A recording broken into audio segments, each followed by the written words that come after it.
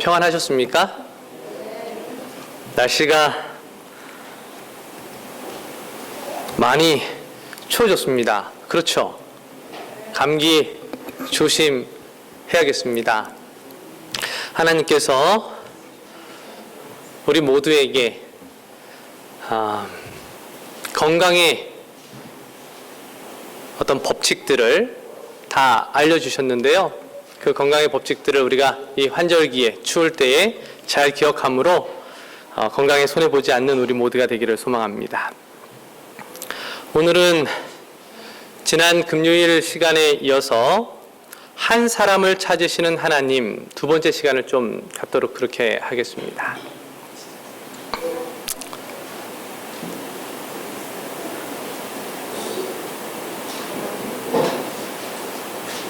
열왕기상 17장 1절의 말씀인데요.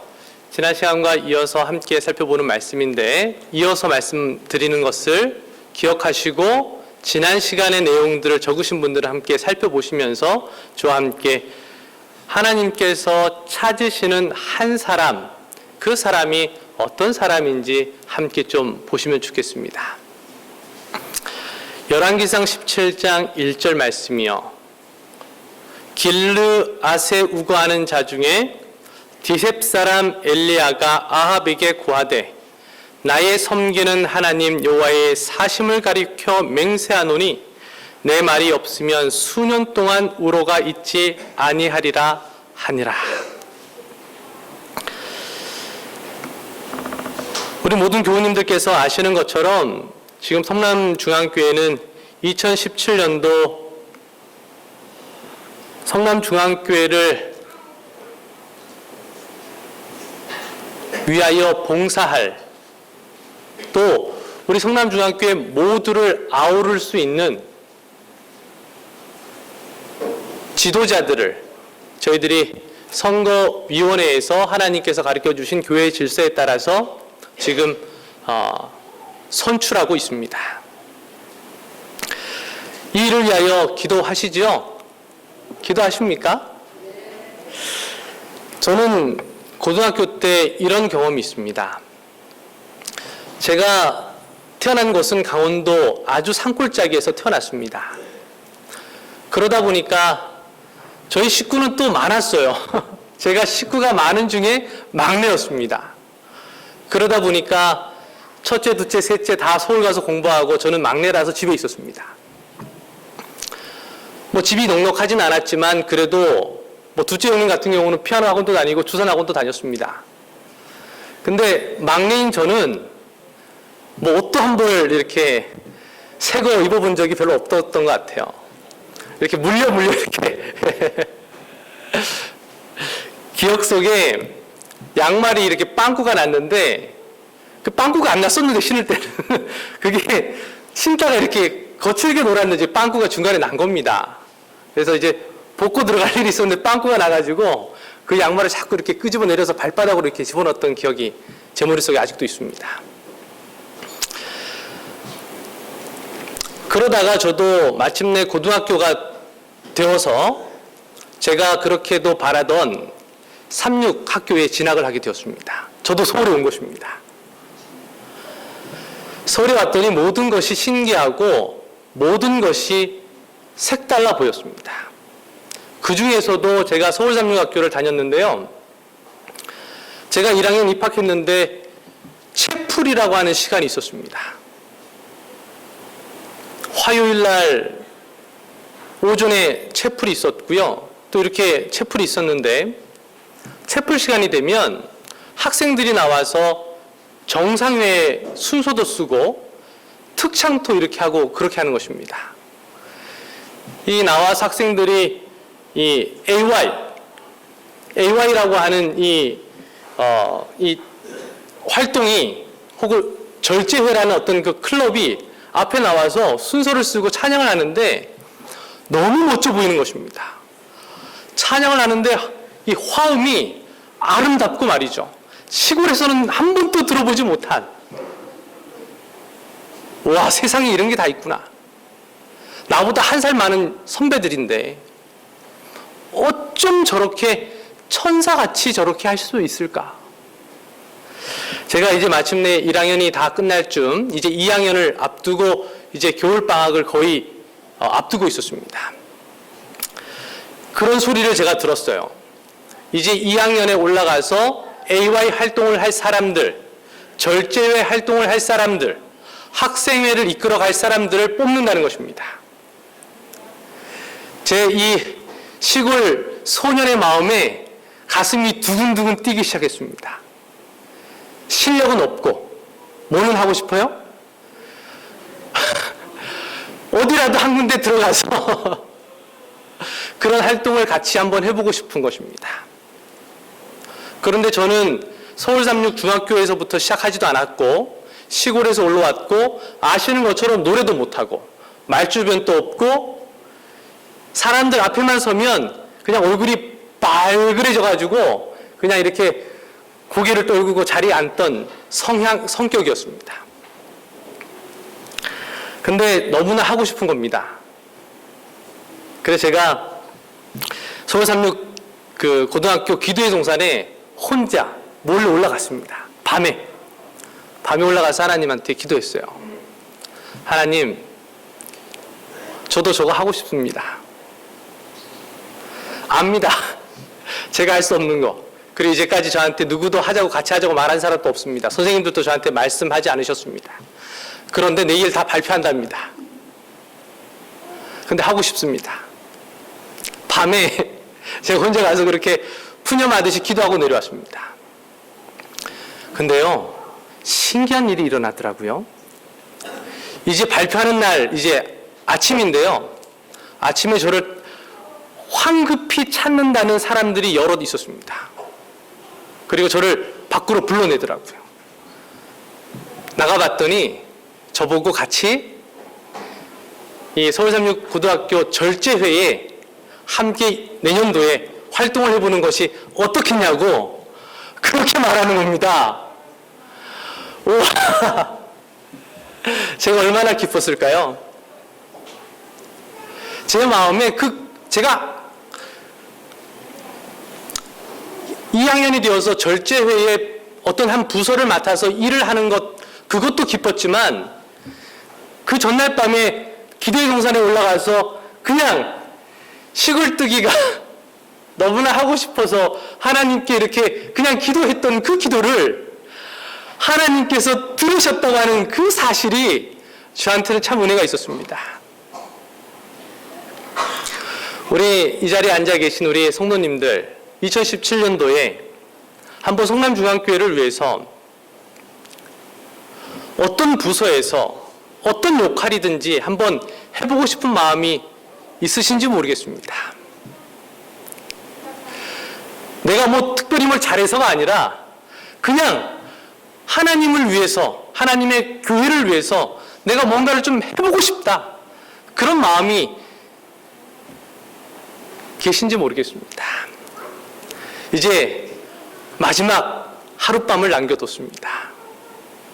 오늘 밤 기도하는 밤이 되시게 되기를 간절히 바랍니다.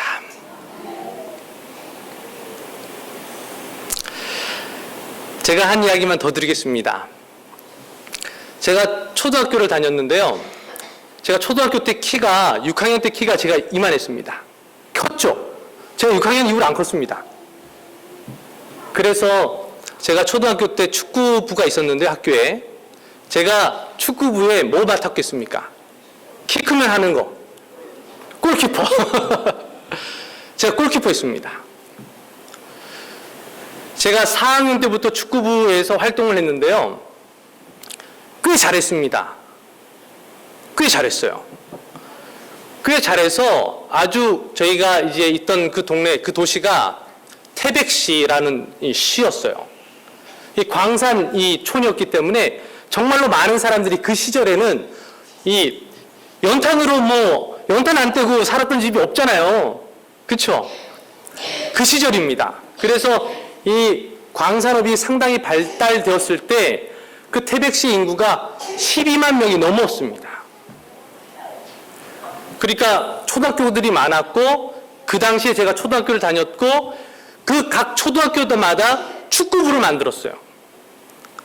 저도 그 축구부에 꼭 골키퍼였습니다. 유망주였습니다. 어쩌면 2002년 월드컵 이훈재 선수가 국가대표였는데 제가 그 자리에 있어야 마땅했습니다. 사실은. 이게 농담이 아니고 진짜입니다. 진짜. 근데요, 이런 일이 있었습니다. 제가 4학년 때도 했고 5학년 때도 했는데 5학년 때 어떤 일이 있었냐면 이제 추월을 시키는데 이제 법이 바뀌어서 6학년 또 축구부에서 같이 할 수 있게 되었습니다. 그래서 제가 5학년 주전이었는데 6학년 이제 형님들이 들어와서 이렇게 주전이 바뀌기도 하고 이렇게 했습니다. 그러나 골키퍼는 제가 워낙 잘했기 때문에 6학년 선배가 있어도 제가 주전이었습니다. 1년에 큰 대회가 있었는데 대회를 시작했어요. 첫 번째 대회에서 제가 골키퍼를 해서 이겼어요. 두 번째 이제 다른 초등학교하고 이제 또 시합을 하는데 제가 이렇게 걱정이 되더라고요. 제가 그만큼 소심했습니다. 내가 골키퍼 해갖고 잘못하면 지면 어떻게 하나. 제가 그만큼 소심했습니다. 그래서 제가 감독 선생님한테 가서 선생님 저 떨려요. 저 못하겠습니다. 그랬더니 그 선생님께서 어깨를 툭툭 치시면서 걱정하지 말라고 할 수 있다고. 그리고 돌아갔습니다. 이제 시합 당일날 제가 정말로 화장실도 얼마나 가고 싶은지 심장이 막 밖으로 튀어나올 것 같아요. 다시 찾아갔습니다. 선생님 정말 못하겠어요. 이렇게 눈물을 찌끔찌끔 흘리면서 제가 말씀드렸습니다. 제가 4학년 때 이미 다 한 것들입니다. 그럼에도 불구하고 5학년 때 못하겠는 겁니다. 그래서 갑작스럽게 6학년 선배가 후보였던 늘 저의 훈련을 도와줬던 그 6학년 선배가 제 자리를 이렇게 하고 시합이 시작됐습니다. 막상 뚜껑을 열고 보니까 그 선배가 저보다 훨씬 잘하는 거예요. 그리고 저희가 결승전까지 올라갔습니다. 결승전에선 제가 이런 마음이 들더라고요. 그래도 내가 주전이니까 감독님이 나를 그래도 기용하겠지. 근데요, 결승전 날 이제 출전 선수 명단을 부르는데 저를 안 부르시더라고요. 안 부르시더라고요. 결승전 날 제가 시합에 나가지 못했고 저희 팀은 졌습니다. 제가 이때 이 경험을 통해서 뭘 배웠냐면 내가 이렇게 한번 거절함으로 인해서 내가 이렇게 경험하게 됐던 많은 어떤 부정적인 좋지 않은 감정들이 저의 인생에 많이 남아 있었습니다. 제가 이 말씀을 드리는 이유를 우리 교우님들께서 잘 아실 것입니다. 이제 내일 하나님의 이 교회가 하나님께서 저희 교회에게 주신 방법과 절차에 따라서 저희들이 선거위원회를 구성했고 그 선거위원들이 기도하는 마음으로 잘 2017년도 직원들을 선출했습니다.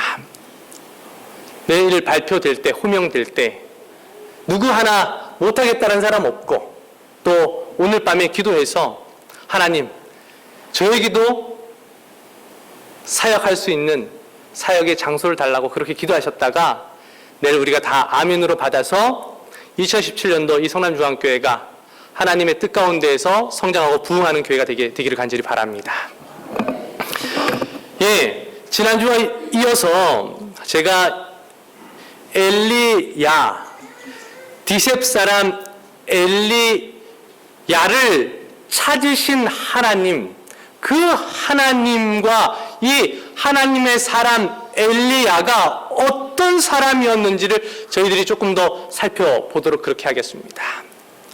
우리가 지난 시간에 살펴본 것처럼 엘리야의 시대는 정말로 북방 이스라엘에 그만큼 어두운 때가 있었는가 할 때에 하나님께서 엘리야를 찾으시고 부르셔서 엘리야가 그때에 정말로 캄캄한 그 시대에 하나님의 빛을 비추는 하나님의 종으로 그의 사역을 감당했다고 지난 시간에 저희들이 살펴보았습니다.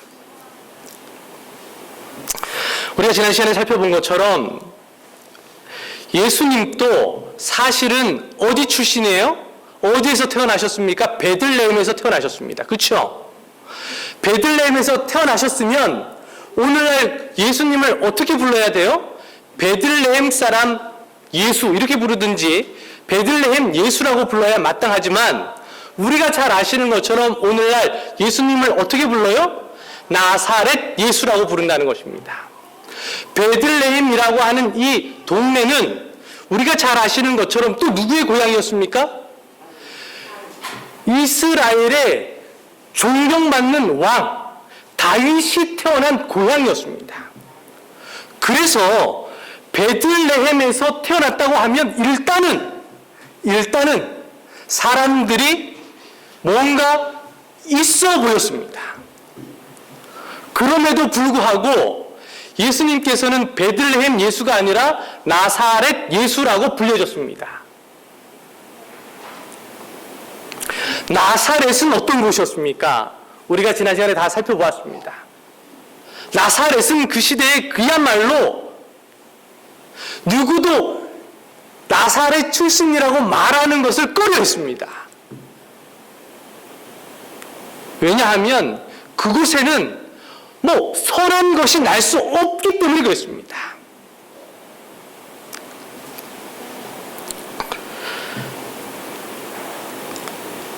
그래서 제가 지난 시간에 이렇게 말씀드렸습니다. 예수님은 그 가장 악하고 더러운 나사렛에서 가장 선한 생애를 사셨습니다. 하나님의 뜻을 따라 사셨고 하나님의 영광을 위해 사셨습니다. 가장 어두운 동네에서 가장 맑고 빛나고 향기롭게 사셨습니다. 진정으로 나사렛 예수가 되셨습니다. 그래서 나사렛의 가치가 바뀌었습니다. 예수님이 사시기 전에는 혐오와 멸시의 대상이던 나사렛이 예수님으로 인해 사랑과 은혜의 동네가 되었습니다. 누구나 가보고 싶어하는 아름다운 이름이 되었습니다. 이것이 바로 나사렛 예수라는 이름에 담겨져 있는 놀라운 비밀입니다. 나사렛 재림 성도가 되십시다. 나사렛 믿음의 가족이 되자고요. 우리가 살아가는 시대가 아무리 어두워도 우리가 살고 있는 세상이 아무리 악해도 우리는 하나님의 말씀에 순종하며 하나님의 뜻에 절대 의지하는 나사렛 사람이 되시자고요. 하나님은 그렇게 살아가는 한 사람을 찾으시고 그를 통해 당신의 뜻과 섭리를 펼치실 것이기 때문이라고요.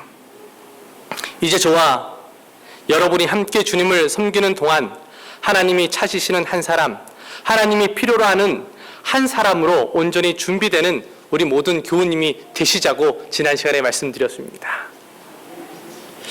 오늘은 제가 이 그림을 좀 보여드리겠습니다. 이 그림이 어떤 그림입니까? 사실은 이 그림을 제가 좀 이렇게 보여드리면 안 보이네요. 예, 천상 이렇게 보여드려야 될 것 같습니다.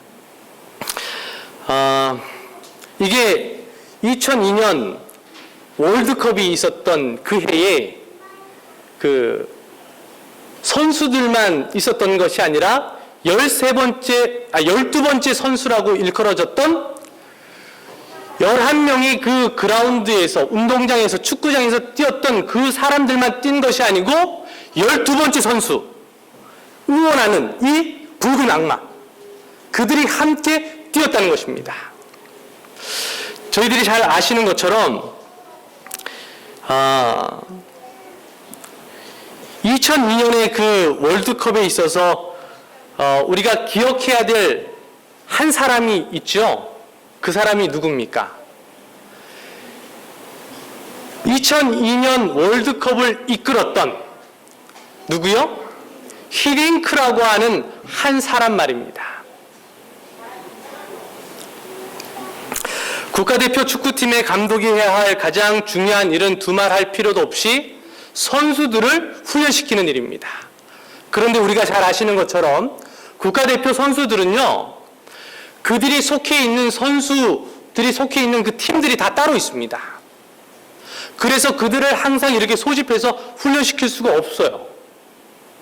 그래서 이 국가대표 감독이 해야 되는 일 또 하나가 무엇이냐면 새로운 인물을 발굴하는 일입니다. 그래서 국가대표 감독이 되면 상당히 많은 시간을 어디에 할애하냐면 선수들을 찾아다니는데 시간을 보냅니다. 한국의 팀들도 찾아다니고 외국의 팀들도 찾아다닙니다. 그리고 유소년들도 찾아가서 정말로 기대가 되는, 우리가 알지 못하는, 그러나 발전 가능성이 있는 선수들을 찾기 위해서 프로팀의 경기를 관전하고 그렇게 다니는 것입니다. 좋은 선수가 대표팀에 들어와야 성적이 향상되기 때문에 그렇습니다. 한국 축구를 월드컵 4강에 올려놓은 히딩크 감독이 잘한 것이 있다면 바로 이것이라는 것입니다. 이 선악의 대징투에서 선한 편의 감독이 누구십니까? 하나님이십니다. 그렇죠? 그런 우리의 감독 되시는 하나님께서도 사람을 찾으십니다. 하나님의 이름을 위하여, 하나님의 영광을 위하여 싸울 믿음의 전사들을 찾으십니다. 6,000년의 역사 속에서 오직 진리를 위해 싸우고 전진하는 믿음의 사람들을 우리 주님은 부르셨고 지금 또 부르고 찾고 계십니다. 하나님이 찾으신 대표적인 믿음의 전사, 하나님이 전쟁터에서 내보내신 가장 탁월한 전사가 바로 오늘 우리가 본문에서 살펴보는 누구냐면 엘리야라고 하는 선지자입니다. 그는 크게 승리함으로 하나님께 영광을 돌렸고 타락한 이스라엘을 하나님께로 돌아오게 한 바로 그 하나님이 찾으신 사람입니다. 오늘날에도 하나님께서는 엘리야를 찾으십니다. 바로 세 번째 엘리야입니다. 오늘 이 안식일 저녁에도 저와 여러분이 하나님이 찾으시는 한 사람, 하나님이 필요로 하시는 한 사람, 그런 한 사람으로 하나님 앞에 설 수 있게 되기를 소망합니다. 지난 금요일 저녁에 말씀드린 것처럼 엘리야는 아무런 설명도 없이 성경에 등장합니다. 그의 배경에 대한 어떤 언급도 없이 호련히 역사의 한 중심 인물로 등장하는 것입니다. 그리고 불꽃처럼 하나님의 영광을 위해서 살다가 불병거를 타고 하늘로 승천했습니다. 그래서 이 엘리야가 하나님께서 죽음을 맛보지 않고 예수님 재림할 때 하늘로 승천할 우리 재림 성도들을 대표하는 것입니다. 그러나 우리가 기억해야 될 것은 그가 그토록 아름답고 위대하게 쓰임받을 수 있었던 까닭이 있다고 하는 사실입니다. 그가 하나님이 쓰시기에 합당한 사람이었기 때문이라는 말이죠. 언젠가 하나님이 쓰실 때를 위해 기도하고 준비하고 있었기 때문에 엘리야는 가장 어두운 그때에 하나님께서 부르셔서 쓰실 수 있었다는 사실입니다. 우리 성남중앙교회가 대단한 교회지 않습니까? 엄청난 교회지 않습니까? 성남의 중앙교회 아닙니까? 그런데 우리가 솔직히 보자고요. 저나 여러분이나 아시는 것처럼 오늘만큼 성남중앙교회가 힘들었던 적이 언제였습니까?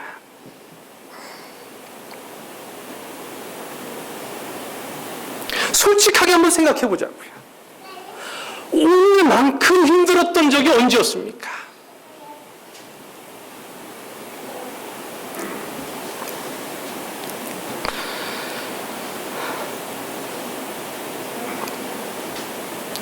우리가 엘리야처럼 지금까지 말씀으로 기도로 무장되어 왔게 되기를 간절히 소망합니다. 그래서 하나님께서 내가 너를 이제 써야 되겠다. 나를 위해서 너가 이제 좀 역사의 중심에 한번 서야 되겠다. 이렇게 말씀하실 때에 우리가 담대히 순종하여 아합 왕 앞이라도 나아갈 수 있는 우리 모두가 되기를 간절히 소망합니다. 오늘 또 하나님이 찾으시는 한 사람, 엘리야의 특징 몇 가지를 우리가 다시 한번 하나님의 시선에서 한번 이 저녁 좀 살펴보기를 원합니다. 엘리야는 적극적인 신앙의 고백의 사람이었다고 하는 사실입니다. 엘리야는 적극적인 신앙을 고백하는 사람이었다는 것입니다.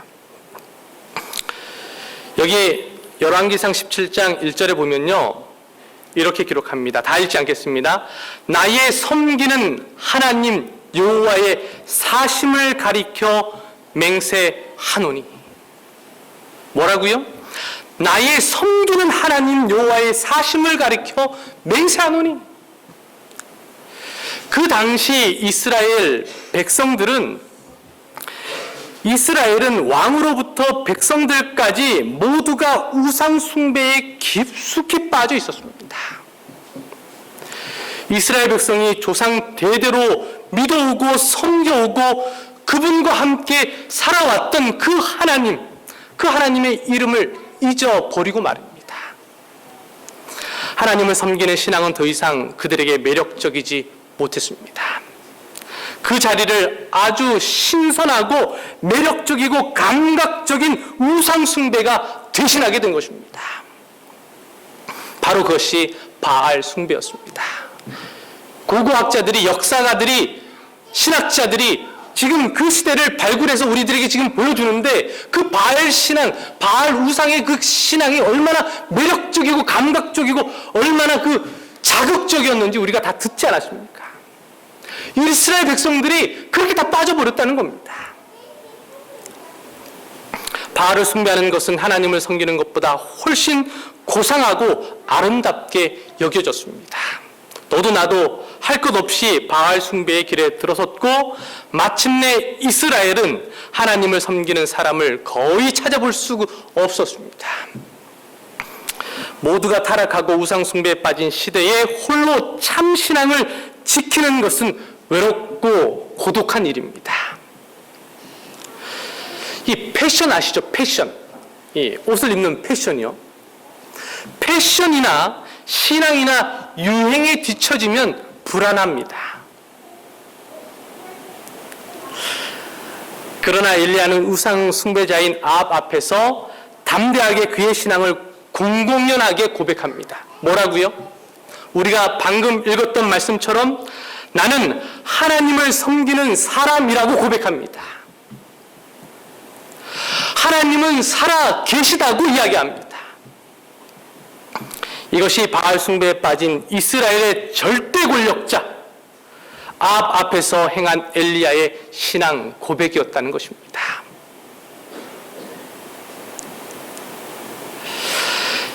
저는 엘리야의 이 신앙 고백이 여전히 살아계신 창조주 하나님을 섬기는 저와 여러분의 고백이 되어야 된다고 믿습니다. 나는 하나님을 섬기는 사람입니다. 하나님은 여전히 살아 계십니다.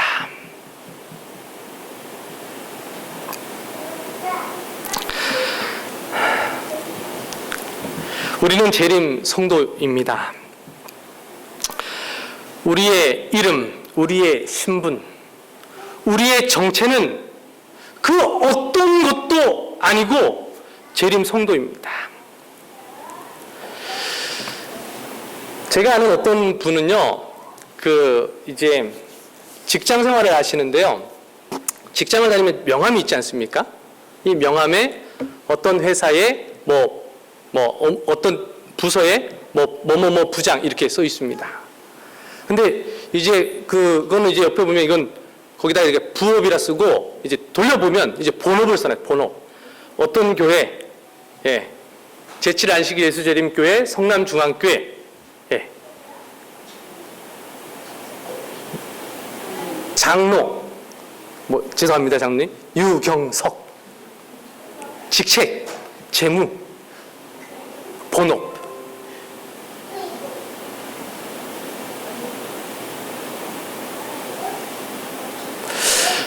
우리 지금 어떻게 살아가고 있습니까? 우리의 본업은 무엇이고 우리의 부업은 무엇입니까? 제가 이곳에 기록한 것처럼 우리의 이름, 우리의 신분, 우리의 정체는 무엇입니까? 재림 성도라고 하는 것입니다. 그렇다고 한다면 우리의 본업은 무엇이어야 합니까? 그리고 우리의 부업은 또 무엇이어야 하겠습니까? 부업은 본업을 유지하기 위해서 하는 일입니다. 그렇죠? 다시 오시는 예수님, 재림하시는 예수님이 우리 신앙의 고백이어야 한다는 말입니다. 이렇게 되어야 하지 않겠습니까?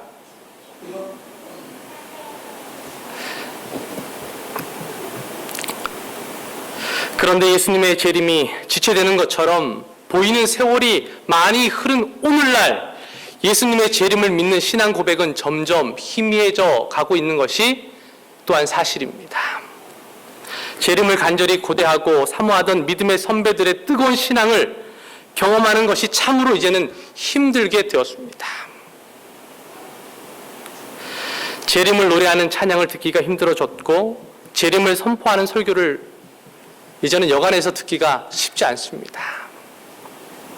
재림 성도들이 모여 앉아서 재림을 이야기하는 모습을 발견하는 것이 이제는 정말 어려운 일이 됐습니다. 이것보다는 우리들의 삶에 있는 여러 가지 일들이요. 직장, 또 아파트, 주거, 부동산, 자동차, 돈, 자녀,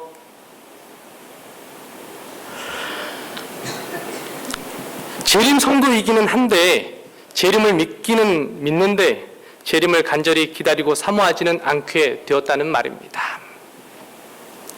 이것이 오늘 우리의 솔직한 모습이 된 것 같습니다. 오늘 하나님께서는 올곧고 분명한 신앙 고백을 하는 한 사람을 찾으십니다. 나는 예수님의 다시 오심을 믿는다. 예수님의 재림은 내 신앙의 유일한 목적이고 가장 큰 소망이다라고 고백하는 그 사람을 우리 주님은 찾고 계신다는 사실입니다. 많은 사람들이 재림 신앙의 매력을 잃고 세상을 향해 떠나가고 있는 것이 사실입니다. 여전히 재림의 소망을 붙들고 살아가며 예수님의 다시 오심을 선포하는 삶을 사는 한 사람을 우리 주님은 필요로 하십니다. 저는 우리 믿음의 성남중앙교회 모든 가족들이 하나님 앞에 이런 모습으로 살게 되기를 간절히 소망합니다. 우리들 마음속에, 우리들의 삶 속에 있는 이 믿음이 내 마음에만 있지 말고 내 삶으로 나오게 해달라고 하나님께 간절히 기도하는 우리가 되면 참 좋겠습니다. 그냥 우리의 믿음이, 나의 믿음이 내 마음에만 있는 것이 아니라 그 믿음이 내 삶에 드러날 수 있도록 기도해야 하지 않겠습니까?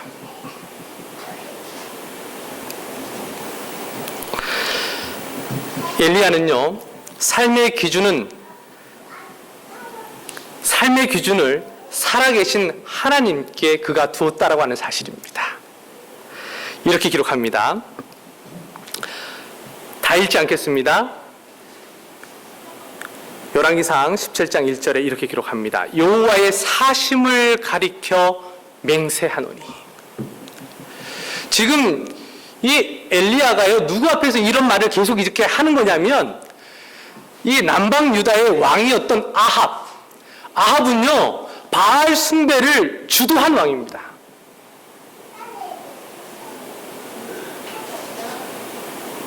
북방 이스라엘이요. 죄송합니다. 북방 이스라엘. 그리고 그 아내가 누구였습니까? 이세벨이었습니다. 이세벨이 누굽니까? 이방 여인이었습니다. 바알 숭배를 두려운 여인이에요. 대면식도 없었습니다. 하나님께서 가라고 하니까 그냥 갔습니다. 가서 아합 왕에게 내가 전할 기별이 있다 하고 그냥 신하들을 물리치고 왕 앞에 쓴 것입니다. 서서 뭐라고 이야기하냐면 여호와의 사심을, 살아계심을 가리켜 맹세하는 것입니다.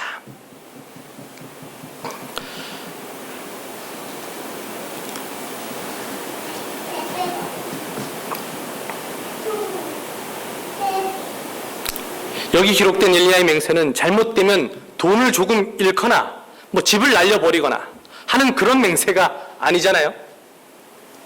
아합 앞에서 한 엘리야의 맹세는 누구의 목숨? 자신의 목숨을 건 맹세였습니다. 일생일대의 맹세를 함에 있어서 엘리야는 하나님 여호와의 사심을 두고 맹세했습니다. 이것은 그의 신앙과 삶의 절대 기준이 오직 하나님이시라는 사실을 우리에게 드러내는 것입니다. 무엇으로 우리의 삶의 기준을 삼느냐에 따라 우리의 인생의 가치는 전혀 달라집니다. 오늘날 많은 사람들에게 있어서의 삶의 기준이 무엇인 것 같습니까? 무엇이에요? 삶의 기준. 건강. 그쵸? 요즘 건강에 너무 이렇게 건강에 관심이 많습니다. 또 돈. 오늘날 이 현대인들에게 있어서의 삶의 기준은 상당수가 이 건강과 돈입니다. 이 두 가지 이외의 것들도 필요로는 하지만 크게 중요하게 생각하지 않습니다. 그래서 이 두 가지를 얻기 위해서라면 무슨 짓이든지 합니다. 무슨 짓이든지요. 과거에는 부끄럽고 창피하고 양심의 가책이 되어 상상도 할 수 없었던 일들이 지금은 공공연하게 행해지고 있는 것이 사실입니다. 지금 연일 뉴스에 나오는 이야기들 들으시죠? 창피해서 더 이상 못 볼 지경입니다. 왜냐하면 삶의 기준이 바뀌었기 때문이죠. 어떻게 해서라도 부자가 되면 그것이 곧 성공이라고 믿기 때문입니다. 엘리야의 시대에도 하나님을 떠난 사람들이 그랬습니다. 그들이 우상을 삶의 기준으로 삼게 되었을 때 부끄러움도 수치도 모르는 사람이 되었다는 말입니다. 양심도 없고 예의도 없는 사람들이 됐다라고 하는 사실입니다. 하나님이 찾으시는 한 사람은 엘리야처럼 하나님을 기준으로, 말씀을 기준으로, 신앙의 기준으로 삼고 살아가는 사람이라는 사실이죠.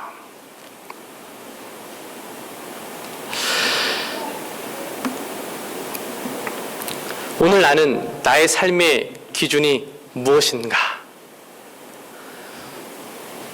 우리들의 삶의 기준은 무엇입니까? 살아계신 하나님입니까? 아니면 건강과 돈입니까?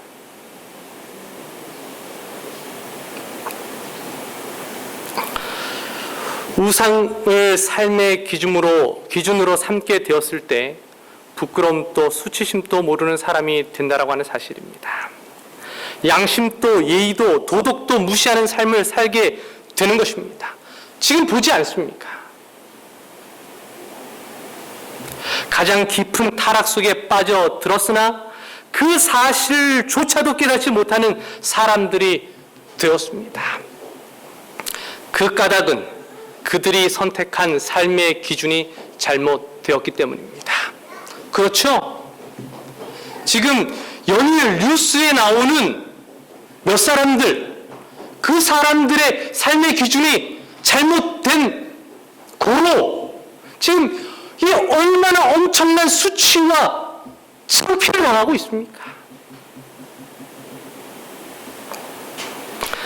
하나님이 찾으시는 한 사람은 엘리야처럼 하나님을 기준으로, 말씀을 기준으로, 신앙을 기준으로 살아가는 사람이라고 하는 사실을 우리가 꼭 기억하게 되기를 간절히 바랍니다.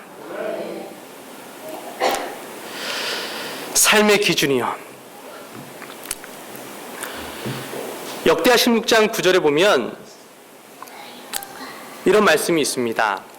여호와의 눈은 온 땅을 두루 감찰하사 전심으로 자기에게 향하는 자를 위하여 능력을 베푸시나니. 여호와의 눈은 온 땅을 두루 감찰하사 전심으로 자기에게 향하는 자를 위하여 능력을 베푸시네. 지금 북방 이스라엘은 지금 아합 왕을 위시로 중심으로 해서 그냥 캄캄합니다. 또 반대로 이 남방 유다도 뭐 도토리 키재기입니다. 그런데 역대하 16장 9절에 그리고 역대하 17장, 16장에서 17장으로 넘어가면 누가 등장하게 되냐면 여호사밧이 등장합니다. 북방 이스라엘은 지금 캄캄하고 엘리야가 등장했는데요. 남방 유다는 북방 이스라엘도 하나님께서 여호와의 눈은 온 땅을 두루 감찰하사 전심으로 자기에게 향하는 자를 위하여 능력을 베푸시기로 이렇게 하시는데 북방 이스라엘은 없어요. 남방 유다는 17장 4절 6절에 가면 이렇게 나옵니다. 계명을 행하고 이스라엘의 행위를 쫓지 아니하였습니다. 그러므로 여호와께서 나라를 그 손에서 견고하게 하심에 유다 무리가 여호사밧에게 예물을 드렸으므로 저가 부귀와 영광이 극하였더라. 저가 전심으로 여호와의 도를 행하여 산당과 아세라 목상들도 유다에서 지하였더라. 지금 이 북방 이스라엘과 남방 유다의 모습이 극명하게 나뉘죠. 그렇죠? 하나님의 눈은, 여호와의 눈은 온 땅을 두루 감찰하사 전심으로 자기에게 향하는 자를 위하여 능력을 베푸십니다. 근데 북방 이스라엘은 캄캄합니다. 여호와를 향하여 전심으로 그를 바라보는 사람이 없는 것입니다. 그런데요, 남방 유다에는 있었습니다. 여호사밧이요. 전심으로 여호와의 도를 행하여 산당과 아세라 목상들도 유다에서 지하였더라. 이 결과로요, 이 남방 유다가 엄청난 변화를 맞이합니다. 제가 한번 설교도 드렸지만 세 나라 연합군이 이 여호사밧이 통치하는 이 남방 유다를 쳐들어옵니다. 그런데 이 남방 유다의 왕이었던 여호사밧이 어떻게 대처합니까? 전국적으로 금식을 선포하고 하나님 앞에 나와 기도하도록 합니다. 세 나라 연합군이 쳐들어오면 어떻게 해야 돼요? 있는 사람 없는 사람 꽁깽이 혼이 다 들고 나와서 전쟁 준비해야 되는 거 아닙니까? 그런데 여호사밧이 그렇게 하지 않아요. 금식을 선포하고 회개를 공고하고 백성들로 하여금 하나님 앞에 기도하게 합니다. 그리고 이 전쟁에서 여호사밧이 대승을 거두게 되는 것입니다. 시간이 없어서 제가 짧은 이야기 하나만 하고 마치겠습니다. 제가 목회하면서 여러 경우들이 있었는데요. 이 한 경우만 제가 좀 말씀드릴게요. 어느 날 전화가 왔어요. 전화가 왔는데 저희 교회에 다니고 있는 대학생 청년이 전화를 했습니다. 그 청년은 어떤 모 대학의 한의대를 다니고 있었어요. 금요일날 점심 먹었는데 전화를 했어요. 목사님, 이거 어떤 일이십니까? 전화를 다 하시고 이렇게 했더니 제가 좀 상의 드릴 게 있어서 전화 드렸습니다. 무슨 일입니까? 그랬더니 자기가 이제 그 본과 6학년인데 한의대는 6년을 배우잖아요. 6년을 배우는데 이제 6년 마지막 학년인데 이때까지는 교수님들께서 잘 배려해 주시고 이렇게 저렇게 해가지고 이제 잘 시험을 치고 이렇게 왔어요. 그런데 이 마지막 학년이 되어서 이제 학생들하고 교수님들하고 시간 배정을 이렇게 하다 보니까 그게 안 돼서 이제 토요일 날 이렇게 시험을 치게 된 것입니다.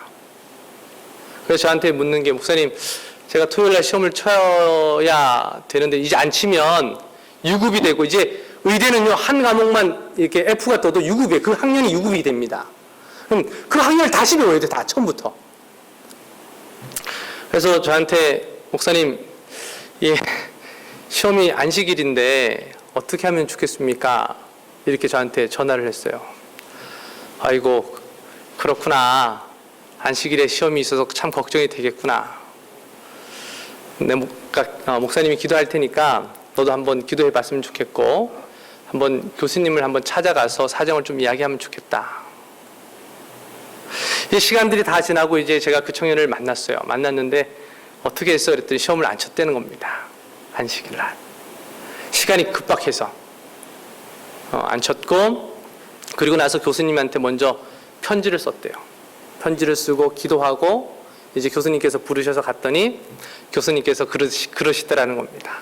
이제 무릎을 딱 치시면서, 아, 그런 사정이 있는 걸 네가 1학년 때부터 그런 사정이 있는 걸 내가 알았는데 깜빡했다는 겁니다. 깜빡. 잊어버리고 이제 그 시험 공고를 토요일로 이렇게 했는데, 그게 이제 그 학급에서 학생들이 토요일이 제일 편하다고 해가지고 그렇게 했는데 내가 너가 있다는 사실을 깜빡했다라는 겁니다.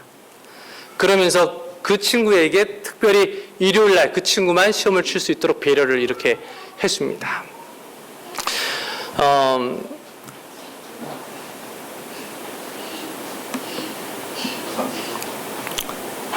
오늘날 많은 경우에 우리가 이 신앙을 함에 있어서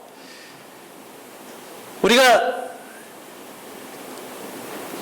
전과 다르게 우리 이 신앙의 어떤 이 야성을 잃어버리는 것 같다라는 느낌을 많이 받습니다. 그냥 쉽게 타협하는 것입니다.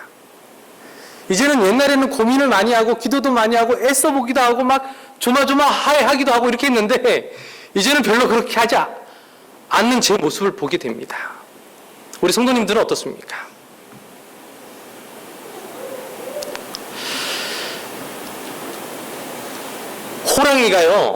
호랑이가 무서운 동물이잖아요. 그렇죠? 근데 우리 안에 갇혀서 이 쇠사슬에 묶여 있으면요, 야성을 잃는 것 같습니다. 제가 며칠 전에 호랑이를 봤거든요. 근데 그 호랑이가요, 이 채찰상에 이렇게 안에 있는 게 아니고 밖에 있어요. 밖에 이렇게 밖에 그냥 쇠사슬만 이 목에 묶어놨던지 그 발에 이렇게 묶어놓은 것입니다. 제가 그 근처 가도 그 호랑이가 뭐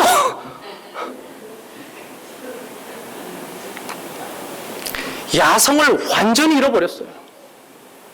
사육사가 던져주는 그 먹이 받아먹고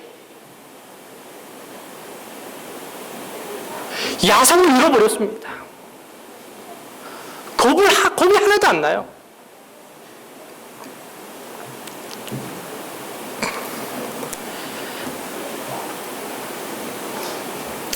우리 삶의 기준이 무엇이 되어야 되겠습니까? 하나님이 우리 삶의 기준이 되면 좋겠습니다. 하나님의 말씀이 우리 삶의 기준으로 선택하고 살아가면 좋겠습니다.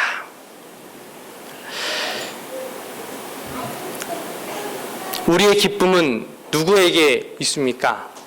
하나님에게 있는 것입니다. 제가 이 말씀만 읽고 좀 마치겠습니다. 청년에게 보내는 권면 38페이지에 이렇게 기록되어 있습니다. 모든 일에 있어서 하나님을 처음과 나중과 으뜸으로 삼는 자들은 세상에서 가장 행복스러운 사람들이다. 다시 한번 같이 읽을까요? 시작.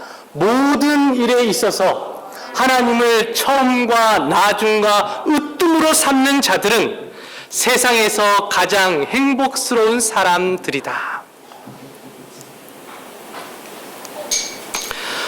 우리 믿음의 성남중앙교회 모든 가족들이 하나님이 찾으시는 그 한 사람이 되시게 되기를 간절히 소망합니다. 그래서 세상에서 가장 행복한 그 한 사람이 되시게 되기를 주님의 이름으로 간절히 소망하면서 말씀을 마치겠습니다.